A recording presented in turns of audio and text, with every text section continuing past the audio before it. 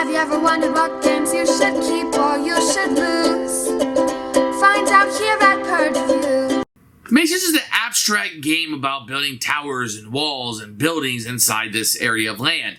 It's funny to talk about Masons now because honestly, Masons is one of the first board games I played, these modern games, and I played this game to death. We did really like it back in the day. Now, how do I feel about it? It was a little too abstract for me. The dice rolling was a little bit luck dependent. It wasn't exactly what I'm looking for, but my goodness, there was a point in my life where I played this game to death. And we probably all have a game like that, right? It's not the best game in the world, but it was one of the first ones we played. We soaked it up, we liked it, we played it a ton, and nobody else has ever heard of it.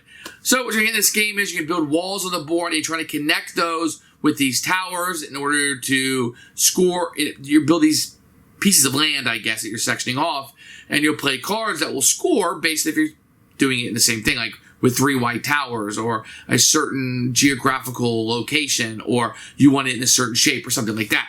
So Masons is a very abstract, very easy game to play. It's a little bit of oddity, I guess, when you're playing it. It made complete sense to me back in the day, but now that I've played thousands of other games, I'm kind of like, I don't know about this.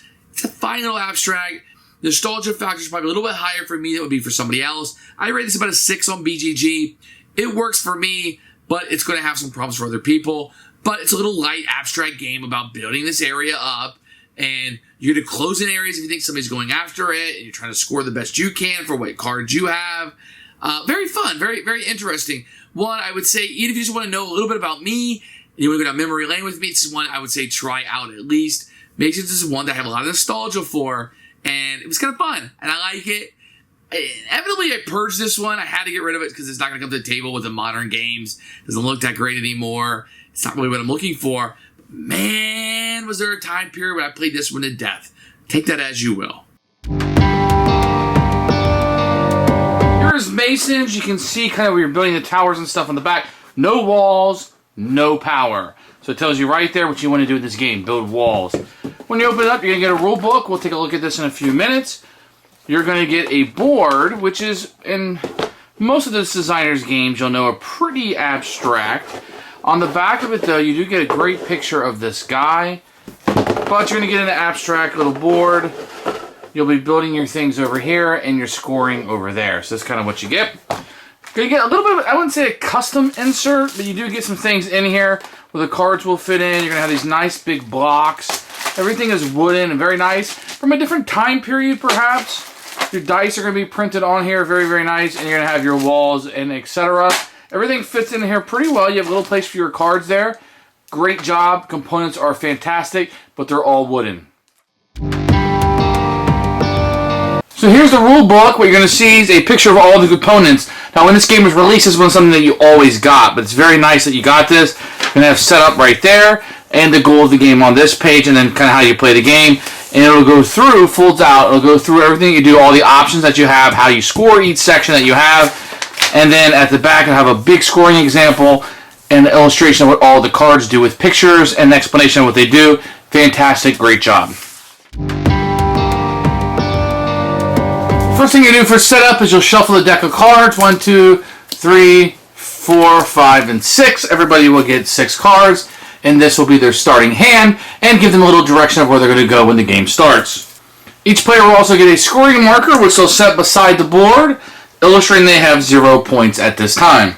So during the game, you're going to be placing these walls out.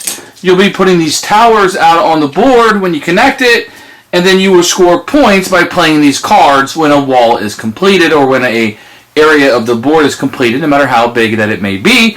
You will play these cards and you will score points. Whoever scores the most amount of points by the end of the game will win. The first thing a player will do on his turn is you will build a wall. You can put a wall anywhere on the board that you would like. So then on your turn, you're going to roll the 3 dice. This will kind of tell you what you'll be placing. One of the dice will give you towers. The other 2 will give you things that you can build. So in this case, I got a white tower and a red and a blue. So in this case, I will take a white tower. I just have to place it at the end of a wall. I rolled a yellow and blue, so I would take those color houses, and I have to put them on each side of the wall that I just built. So maybe I put the blue there, and maybe I put the red there. Then the next player can place his wall anywhere on the board he wants. Re-roll the dice. Oh, he also rolled a white, he put that on the wall that he did, and a yellow and a pink, and he can decide which sides of that wall that he wants to place the houses. So let's say the game continued on, and you were to put a yellow here, a red there on the next turn, a black would go here, and the next person wanted to come in, and they wanted to finish this.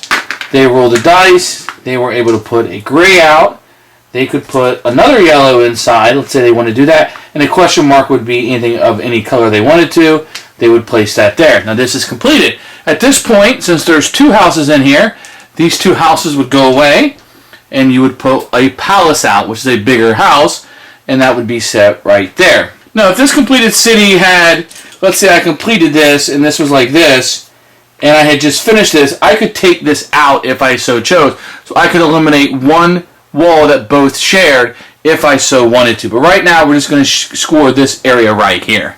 At this point, the player who finished the wall would take 1 or 2 cards and play these to score, and would go around the entire table. Everybody could play 1 or 2 cards. If for any reason you can't play cards, you can discard 1 card from your hand, scoring no points, but drawing 2 more. You'd only do that if you couldn't score points or it didn't really help you.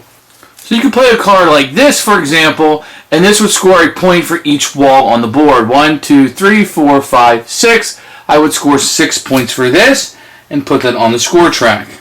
You could score a card like this, which is where it says yellow. I would score a point for every yellow on the board. So if there was also, say, a yellow over here, for whatever reason, I would score points 1, 2, for the 2 little houses that are on there. Don't score for the palaces. You could score a card like this that allows you to score for all the gray towers on the board. Right now there's 2 and then 4. So there's 2 of them on the board. Of 2 points each is 4 points, and I would score 4 points for that. You could also score a card like this, and this means for this completed city only, which we just did. It gives me 3 points for the palace and 1 for the house. So there's 1 palace and 1 house. I would score 4 points for that. So that's how you're going to be doing. You'll be using these cards to score points as you go forward. As you're completing this, you really want to play to what cards you have in your hand so you can maximize your score. As soon as the last tower or the last house is played, then the game will end. At the end of the game, if there's a city that's completed, you would score that. Otherwise, everybody at the end of the game can score 1 or 2 cards left in their hand, and then whoever has the most points is your winner. Who should buy this game? Let's see. Abstract lovers, people who don't mind a little dice rolling. Instead of rolling moves, you're placing other things with the dice, which is kind of interesting. You like the idea of like building the areas up to score the points.